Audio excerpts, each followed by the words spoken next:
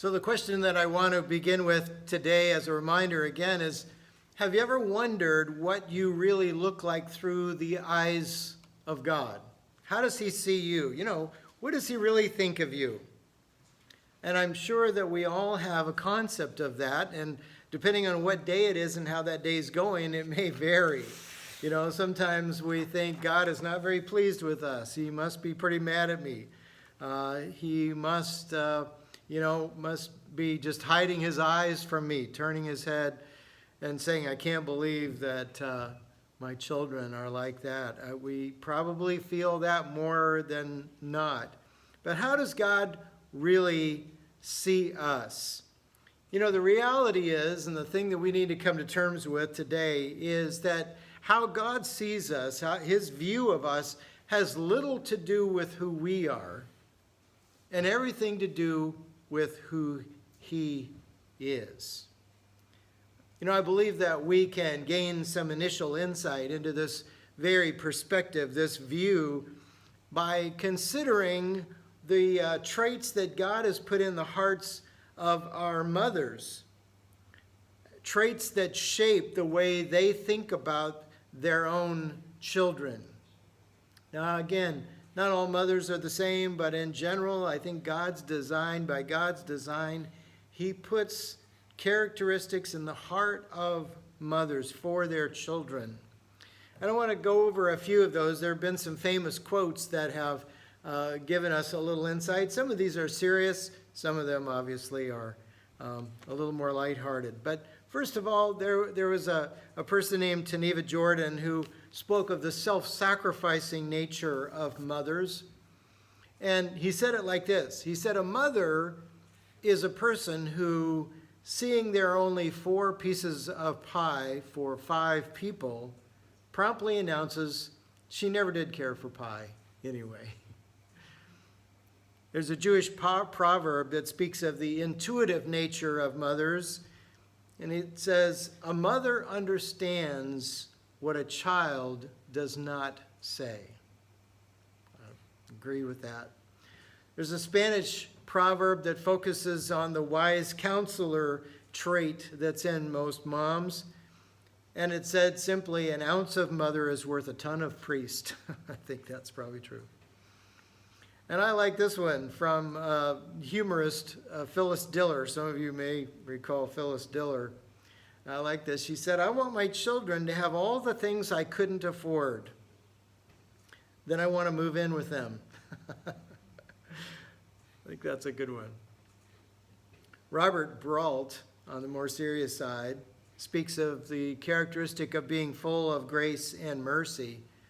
They said, a mom forgives us all our faults, not to mention 1 or 2 that we don't even have. We also know that moms are always ready to take up the mantle of defense for their children if it is ever needed. When I think of my own mother, I cannot help but reflect. There's lots of memories, of course, but there's one in particular that always looms large when I think about a mother defending her children. And it was a time I was in elementary school. I was pretty young, and I got in trouble. It wasn't a big thing. It was just a small thing in school.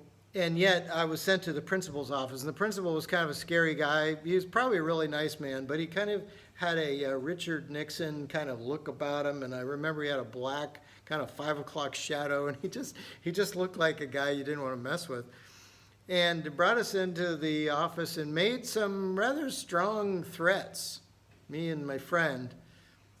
Well, my mom didn't like that at all, and I can still see the fire in her eyes when she met with that principal and explained to him in no uncertain terms how that must not ever happen again. And, I don't remember ever hearing from that principal ever again. I remember I saw him, but I never had an encounter with him after that.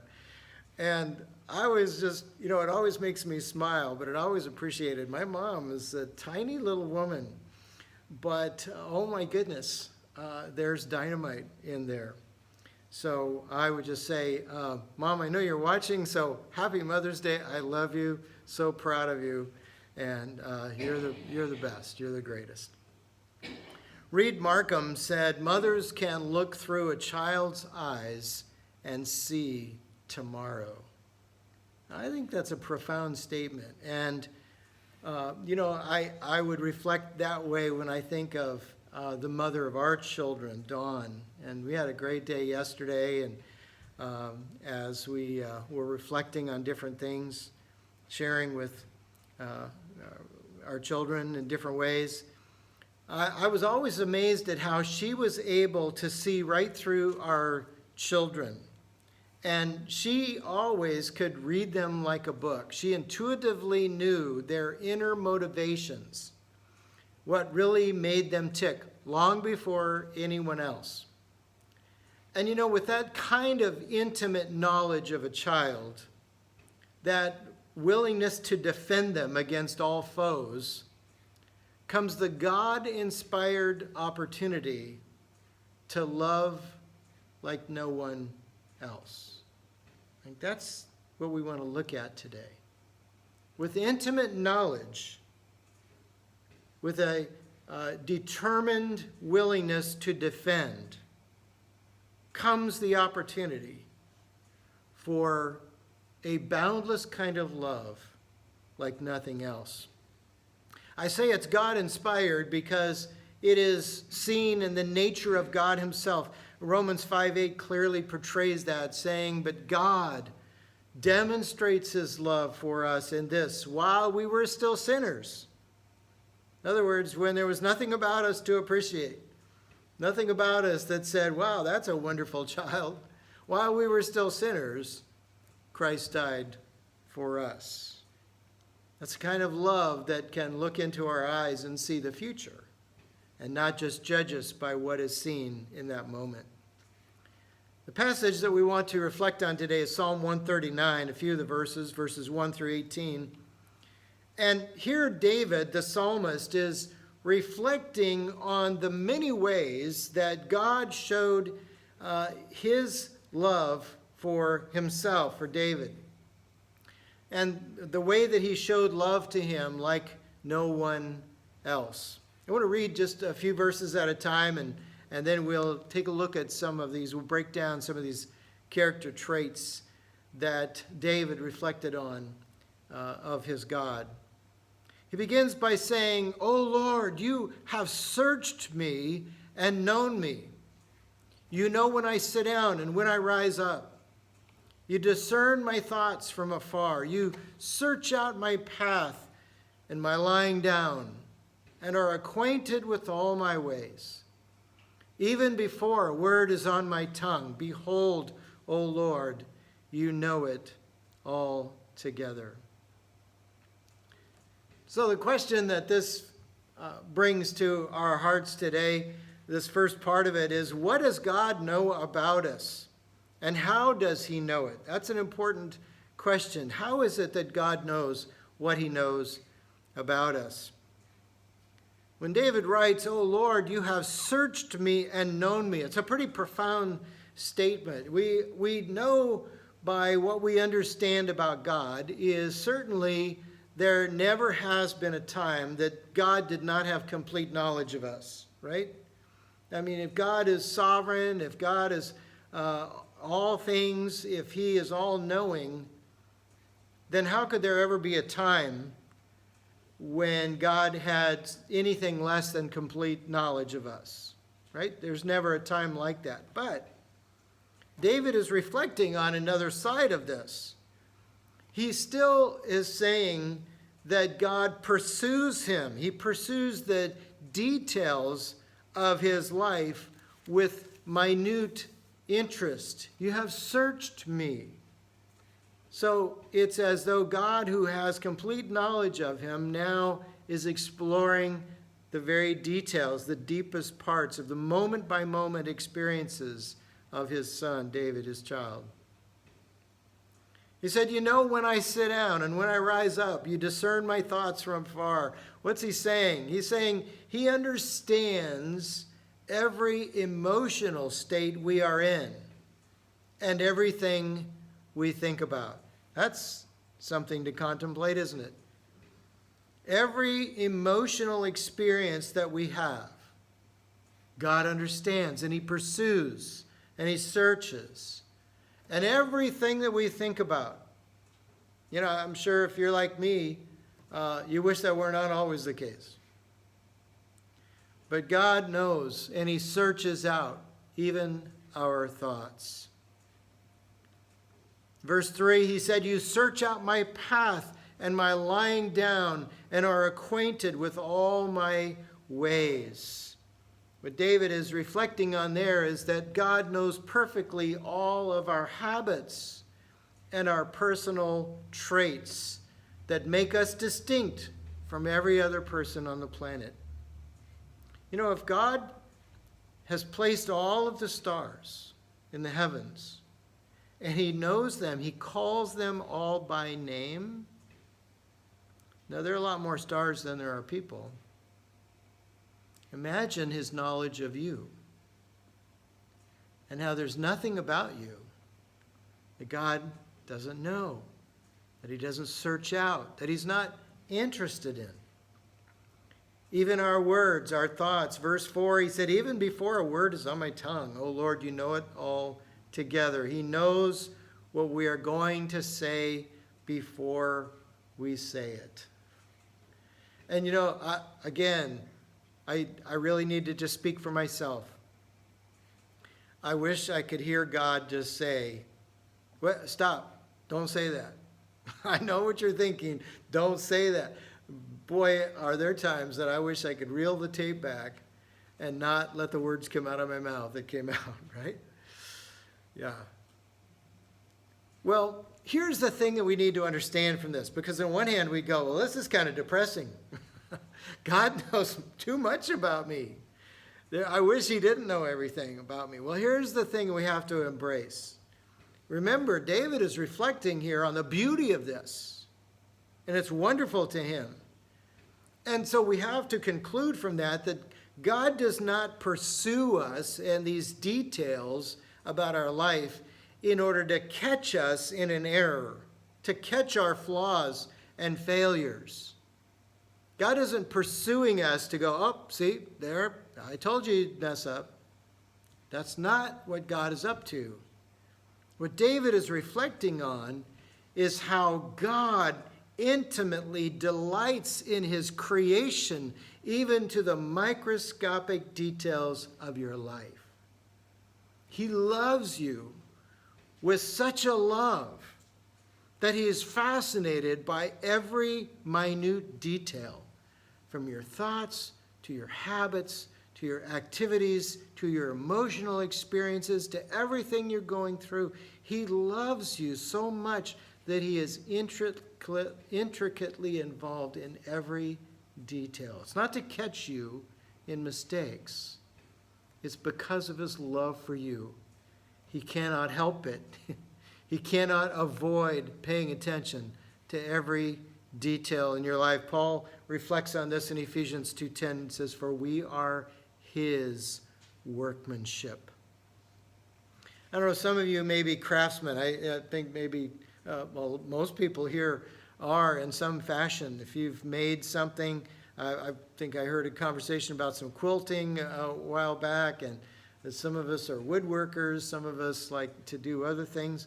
And again, if you're like me, when you craft something and you feel good about how it turned out, you more than anyone else are aware of every detail. If it's a quilt or something you've made, it's every stitch. You know where everything happened as you went through. You know every place that you had to pull a stitch out and put it and replace it and start over.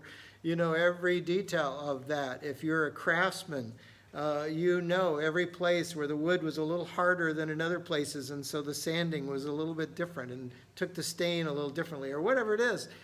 You are concerned, you are interested in the details, and it ultimately ends up being an act of pride for you in a good way, because you're proud of the accomplishment, and so you're aware of everything that went into that. And that's how we need to think of God. If we're his workmanship, we need to understand that he's fascinated by every detail.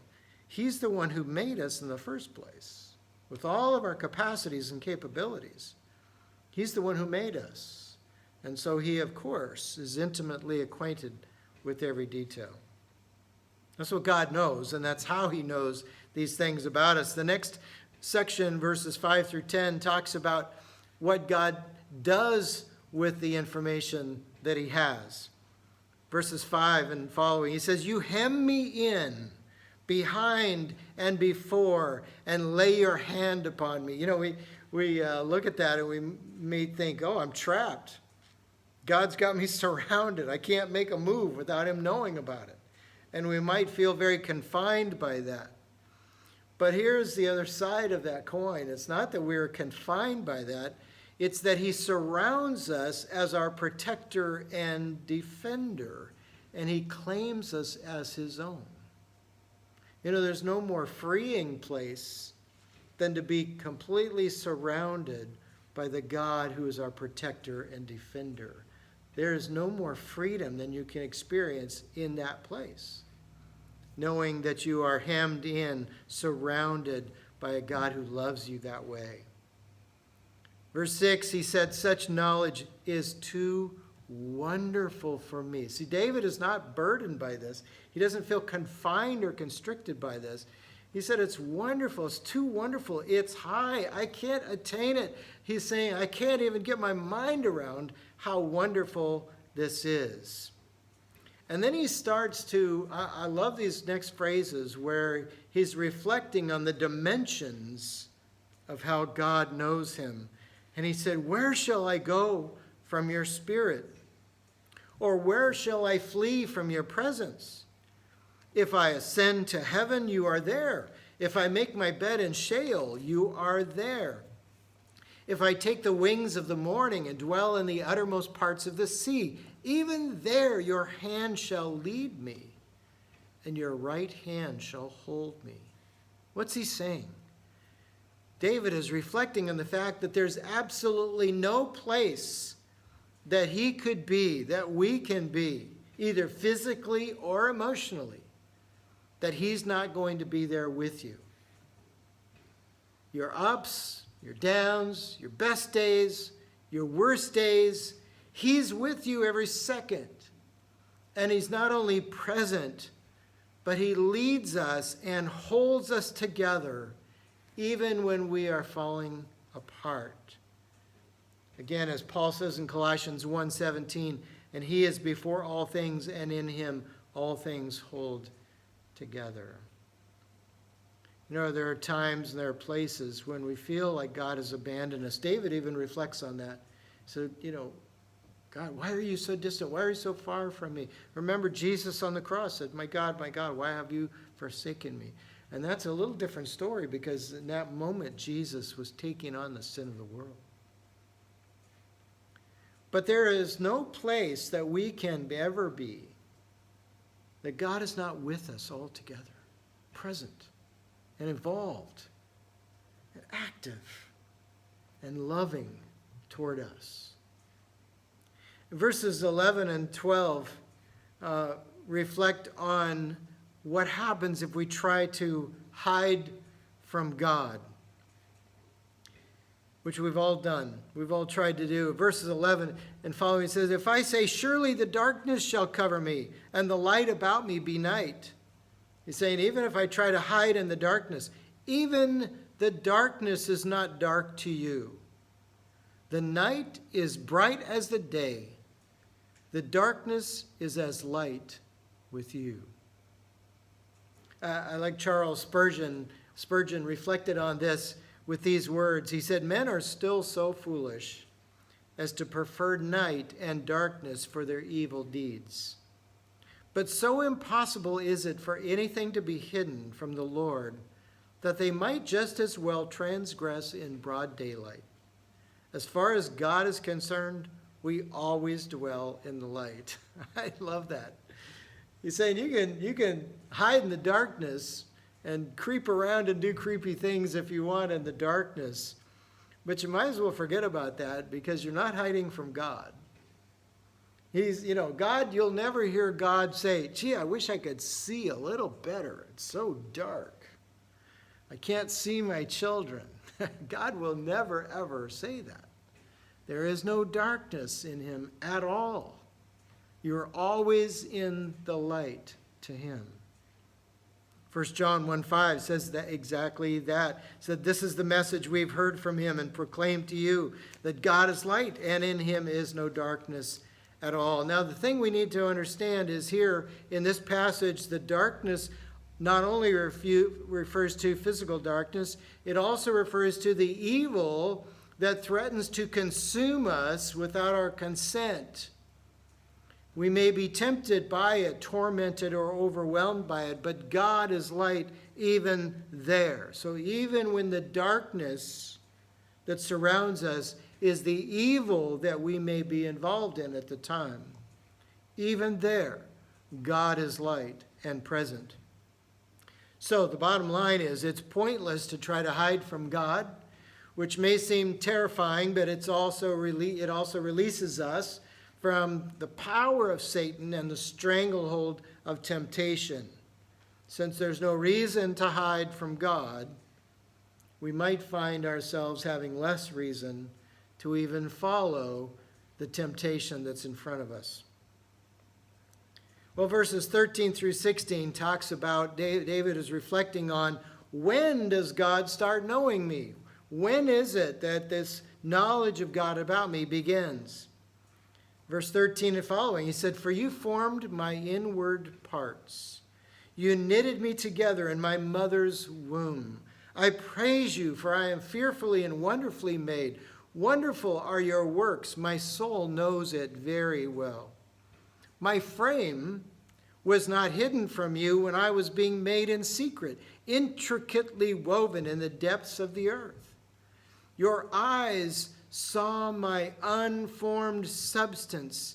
In your book were written every one of them, the days that were formed for me, when as yet there was none of them. Think about that. All the days of my life were already in the book of God before one day even existed. You know, if there was ever any doubt about when life begins, that is solved right here. We are known to God. We are known to God even before we had any form at all in our mother's womb. You know what?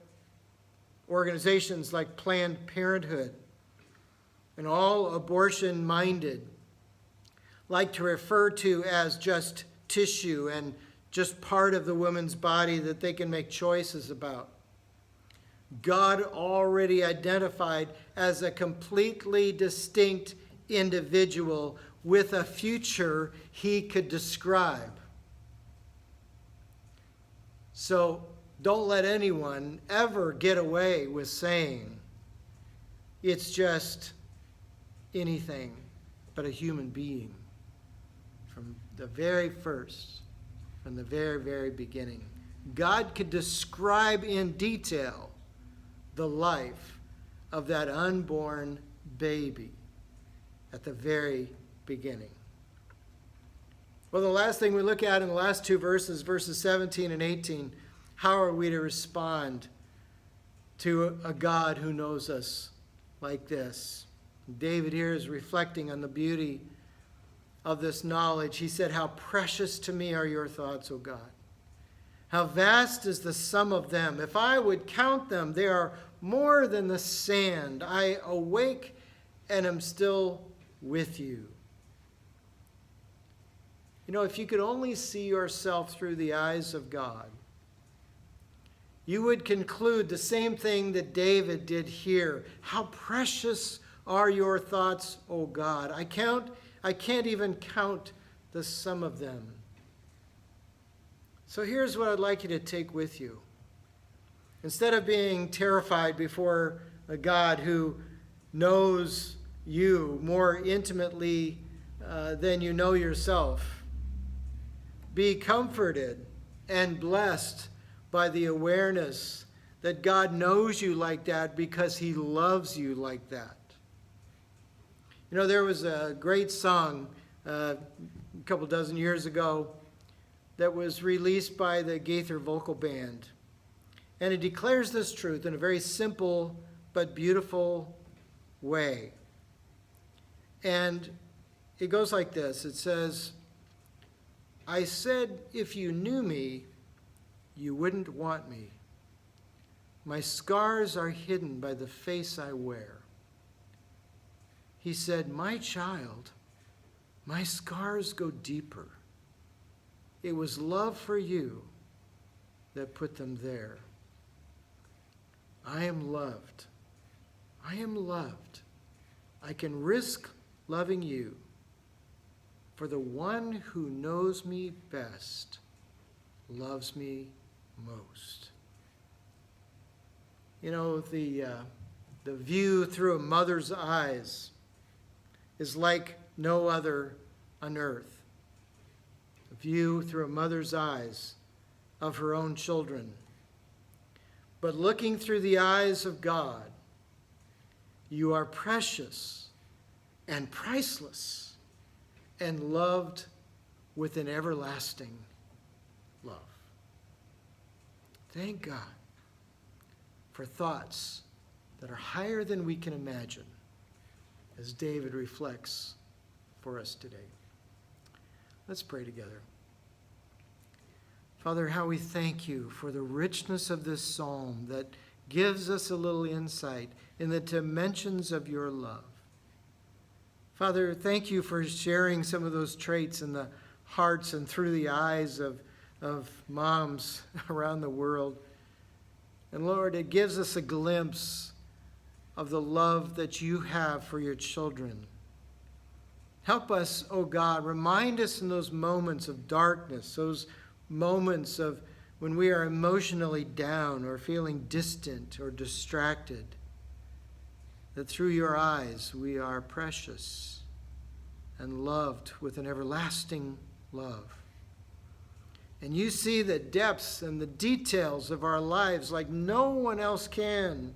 You know us intimately. You know everything we're doing and everything we're thinking and everything we're about to say before we say it. Father, remind us in those moments of weariness or struggle or temptation that you know those details about us, not to catch us in our flaws, but because you love every detail of our lives. And that is precious to us beyond imagination, O God. I pray that you would give us that reminder today and always through Jesus Christ our Lord. Amen.